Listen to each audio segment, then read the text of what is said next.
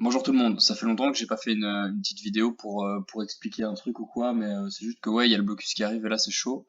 Mais voilà, justement en parlant de blocus, je vais faire une petite vidéo sur le cours de calculabilité pour pouvoir... Enfin en fait, il y a une plateforme qui est mise à disposition pour pouvoir faire des tests. Je mettrai le lien dans la description. Mais du coup, c'est une reproduction de Ingenious qui est mise à disposition pour pouvoir s'entraîner. Ça reprend tous les WooClap du cours. Et du coup, bah là, je vais faire une petite série juste pour, euh, pour pouvoir vous montrer comment réfléchir, quelle justification on peut avoir et tout. Et puis après, même, imaginons qu'il y a un exercice où vous êtes peut-être bloqué ou quoi, bah voilà, comme ça vous avez la réponse. Et comme ça, bah voilà quoi. Donc on va passer à la première question. Tout ensemble de paires d'entiers est récursif. Bah, du coup, moi je dirais faux parce que déjà, tout ensemble d'entiers est pas récursif. C'est-à-dire que l'ensemble des programmes qui se terminent, c'est un ensemble d'entiers, puisque chaque programme est associé à un entier. Donc, et on sait que cet ensemble-là n'est pas récursif, puisque alt n'est pas récursif. Donc déjà, on peut dire que toute paire d'entiers n'est pas récursif. Je pense que c'est un petit piège parce que en fait toute paire d'entiers est énumérable et du coup voilà faut juste pas se tromper entre les deux concepts. Voilà. Alors soit A un ensemble infini récursivement énumérable. Si B est compris dans A, alors B est aussi récursivement énumérable. Bah du coup c'est pas juste parce que si on prend A l'ensemble des programmes qui se terminent, bah, du coup bah, cet ensemble est récursivement énumérable. Par contre, si on prend B, l'ensemble des programmes qui ne se terminent pas, donc c'est le complément de A, et ben lui, il n'est pas récursivement énumérable. Il est co-récursivement énumérable. Donc voilà. En fait, en général, si on prend un exemple, si on prend K bar et K, donc je rappelle K, c'est l'ensemble des programmes qui portent le numéro K, qui se terminent avec l'input K. Si on prend K et K bar, donc le complément de K, et ben en général on peut trouver des contre-exemples à ces questions-là. Donc s'il y a bien un ensemble sur lequel se pencher, ce serait K bar et K.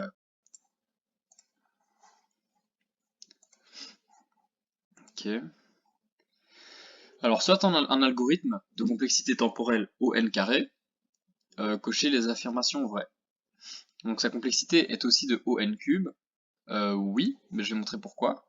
Donc tac, si j'ai n carré, donc ça c'est un algorithme en n carré, on va juste se préoccuper de la partie droite de la parabole, et que je prends n cube, voilà, on voit qu'à partir d'un certain point, celui-ci, l'intersection en 1, 1, eh ben, le comportement asymptotique de n cube va dépasser en fait n carré et va jamais repasser en dessous.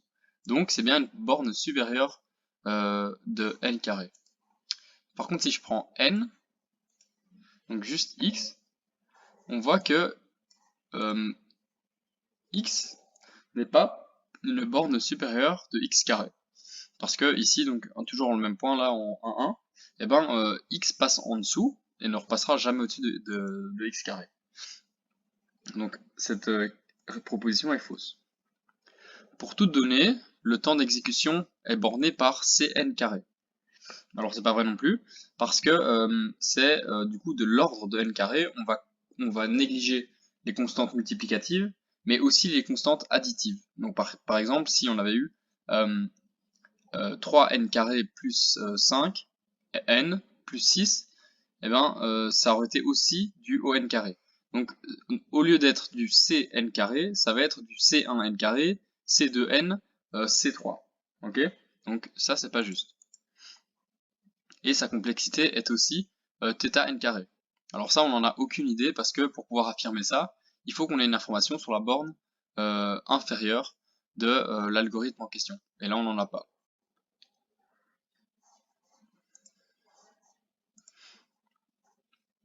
Donc parmi les variantes des machines de Turing, lesquelles sont au moins aussi puissantes que le modèle de base des machines de Turing. Donc mouvement de la tête de lecture uniquement vers la droite, c'est-à-dire qu'on ne peut pas revenir sur une case qu'on a déjà lue. Donc ça va être contraignant pour la machine de Turing, parce que ça veut dire que la machine de Turing n'a pas de mémoire, parce qu'elle ne peut pas repasser sur une case sur laquelle elle est déjà passée. Donc c'est l'équivalent en fait d'un automate fini. Donc ça, malheureusement, c'est contraignant, donc je vais pas la cocher. Donc ruban fini à gauche. Ben ça, c'est pas un problème, parce que si le ruban il est fini à gauche, et ben en fait, si vous voulez, ça va juste changer la numérotation des cases. Donc avant, on avait vers la droite, si on commençait à la case 0, vers la droite, on avait la case 1, 2, 3, etc. Et vers la gauche, on avait moins 1, moins 2, moins 3, etc. Sauf que maintenant, on peut plus qu'aller vers la droite en commençant par 0. Mais du coup, on va juste changer la numérotation des cases, et ça va être 0, 1, moins 1, 2, moins 2, etc. Donc en fait, on a toujours le même nombre de cases, c'est juste qu'elles sont ordonnées différemment. Donc c'est pas contraignant le fait que le ruban soit fini à gauche. Alors une machine de Turing avec plusieurs rubans, bah, ça va augmenter son efficacité, elle va avoir une complexité plus basse pour la majorité des algorithmes.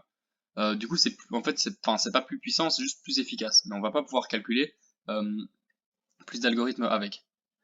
Et une machine de Turing avec un oracle, ça aussi, ça va être plus puissant. Surtout si on prend, en fait, enfin, ça va être au moins aussi puissant. Si on prend un oracle avec un ensemble récursivement énumérable, donc qui n'est pas récursif, alors ce sera plus puissant.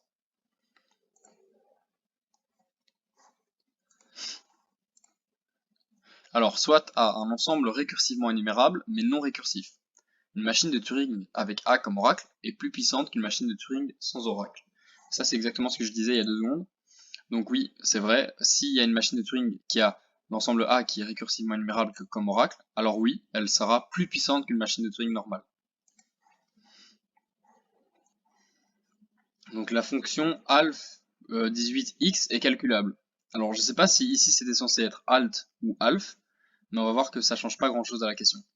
Donc en fait, imaginons que ce soit alt. Donc la fonction qui dit que le programme qui a la numérotation 18 se finit sur l'input x. Alors est-ce que c'est calculable? Ben, ça va dépendre en fait du programme 18. Parce que le programme 18, s'il se termine sur la donnée x, alors c'est calculable. Par contre, s'il se termine pas sur la donnée x, ben alors c'est pas calculable puisqu'on va juste avoir bottom. Donc en fait, oui, la réponse c'est cela dépend de la numérotation choisie des programmes Java.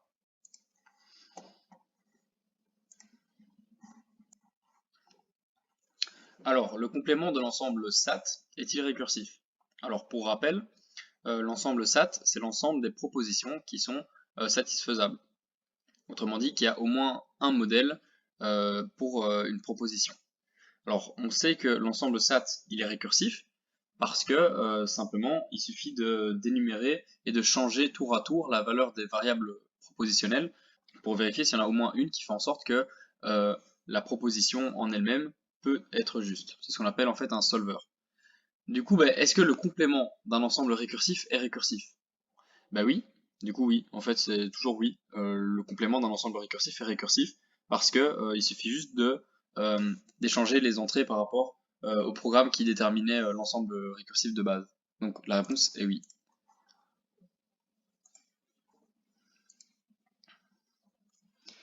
Donc la propriété SMN affirme que tout numéro de programme calculable peut être transformé en un numéro équivalent, mais avec moins de paramètres. Donc moi je trouve que ça veut rien dire parce qu'un numéro de programme peut pas être calculable, enfin parce que c'est un numéro de programme, et du coup peut être transformé en un numéro équivalent. Ça veut dire quoi? Ça veut dire que c'est un programme, un numéro de programme qui calcule la même chose, enfin, je comprends pas trop ce que ça veut dire, donc un numéro équivalent déjà ça veut rien dire, mais avec moins de paramètres. Du coup c'est pas ça en fait. La vraie propriété SMN, elle dit que si on a un certain programme, eh bien on peut changer le numéro de ce programme par une fonction f et réduire le nombre d'arguments du programme de base. Et ça calculera la même fonction.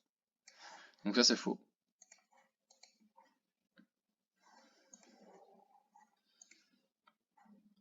Tout langage est récursif, c'est faux. Donc la justification pour cette question, c'est si on regarde en fait la hiérarchie de Chomsky, qui fait en fait une hiérarchie de tous les langages possibles, selon leur grammaire, etc. Et on voit que le type 0, il est simplement récursivement énumérable, donc non récursif. Donc voilà, tout langage n'est pas récursif.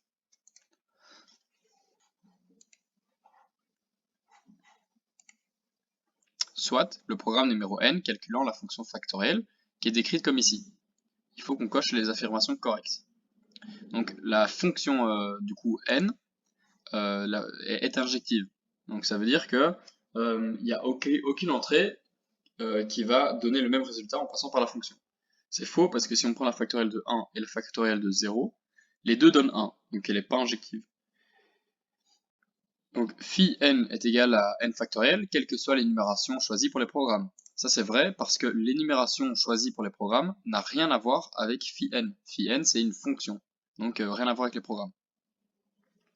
Une infinité de programmes calcule cette même fonction. Ça c'est juste. Le programme numéro n factoriel calcule aussi la même fonction factorielle pour certaines numérotations de programmes. Ça c'est vrai aussi, parce que bah oui, il peut exister un programme par hasard qui est numéroté par n factoriel et qui calcule la même fonction qui calcule la fonction factorielle. Ça dépend de la numérotation des programmes. Et phi n est égal à bottom pour certaines énumérations de programmes. Et bah du coup ça c'est pas juste, hein, parce que du coup phi n n'a rien à voir avec l'énumération des programmes.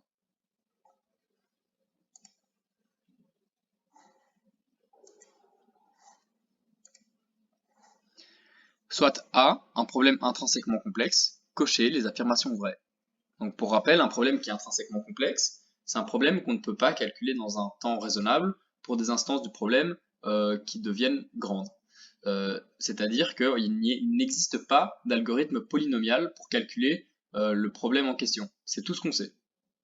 Donc déjà on peut cocher la première, il n'existe pas d'algorithme polynomial pour calculer A. Ça c'est vrai. Donc il existe un algorithme non polynomial pour calculer A, c'est vrai aussi. On sait que A est calculable et qu'il existe un algorithme non polynomial pour calculer A. C'est la définition d'un problème intrinsèquement complexe. Il existe un problème exponentiel pour calculer A. Ben ça, on n'en a aucune certitude en fait, on n'en sait rien. Donc si ça se trouve, c'est un algorithme exponentiel, si ça se trouve, c'est un algorithme factoriel, si ça se trouve, c'est un autre algorithme, on n'en sait rien. Il y a bien pire qu'exponentiel. Donc ça, on n'en a aucune certitude, on peut pas le cocher. Donc A peut être non calculable. Puisqu'on a coché A est calculable, A est non calculable, on ne va pas le cocher, parce que c'est deux propositions antagonistes. Il existe un algorithme polynomial pour calculer A. Bah, par définition non, il n'existe pas d'algorithme polynomial pour calculer A. Et il est possible d'avoir des résultats en un temps raisonnable pour des données de petite taille. Ça c'est vrai. Si on prend une instance de problème plutôt petite, plutôt raisonnable, alors on peut avoir un temps qui est totalement faisable dans la réalité. Par contre, évidemment, ça devient beaucoup plus compliqué quand on augmente la taille de l'instance du problème.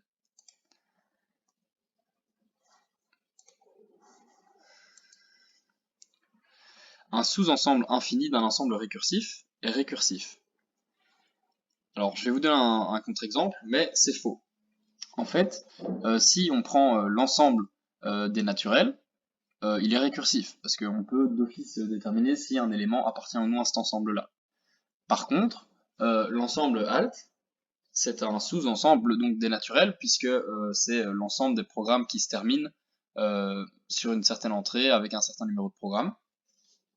Donc c'est un sous-ensemble de n, puisque chaque programme est bien associé à un numéro, un entier, quoi. Et on sait que cet ensemble n'est pas récursif.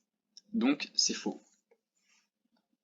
Par contre, petite remarque, si ça avait été fini au lieu de infini, alors là ça aurait d'office été vrai, parce que tous les ensembles finis sont récursifs, étant donné qu'il suffit juste d'itérer sur l'ensemble pour vérifier si un élément lui appartient ou pas.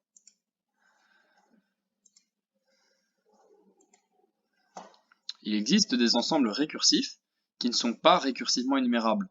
Ça c'est faux, parce que en fait, récursif c'est une évolution du récursivement énumérable, et tu ne peux pas être récursif sans être récursivement énumérable.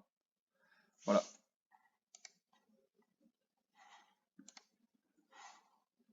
Voilà, donc on est arrivé à la fin du test. Je me suis trompé pour une des questions, celle-ci.